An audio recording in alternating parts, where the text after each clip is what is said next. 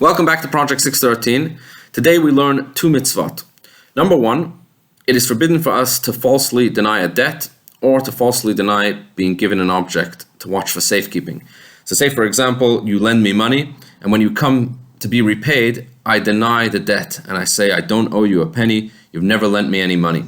Or say, for example, you've given me something to watch for you. You're leaving town, you want me to watch a certain object for you, you ask me if I can keep it in my house until you return, and when you return home and you come back to retrieve your object, I deny ever having been given such an object.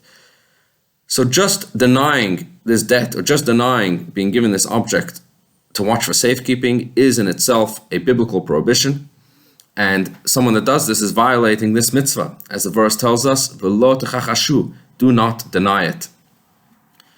So this is the first mitzvah that we learned today. The second mitzvah that we learned today is, what happens if this argument makes it to the Jewish court? So we end up in a bet din. If I maintain my position and I swear on it in the bet din, this is a second biblical violation. So say, for example, if I make a promise in the name of God that I don't owe you any money, or if I make a promise in the name of God that you didn't give me anything to watch, this would be a biblical prohibition, as the verse says, "V'lo teshakaru ish ba'amito," do not lie one to another.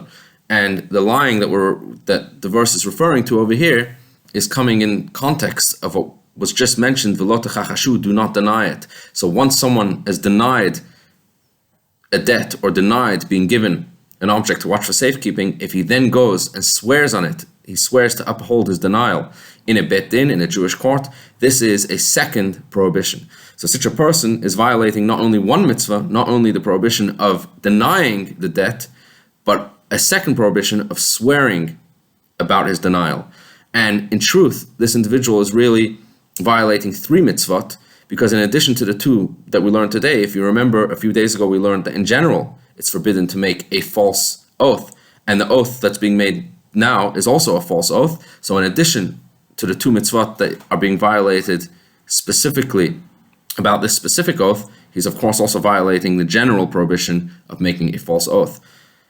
Such an individual would have to repay not only the money that he owes or the value of the object that was given to him to watch, but also as a fine, he would have to repay an additional 20%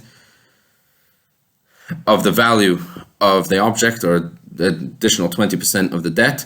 Plus, in the time that the Holy Temple stood, such a person would also have to bring a specific sacrificial offering known as a korban asham in the Holy Temple.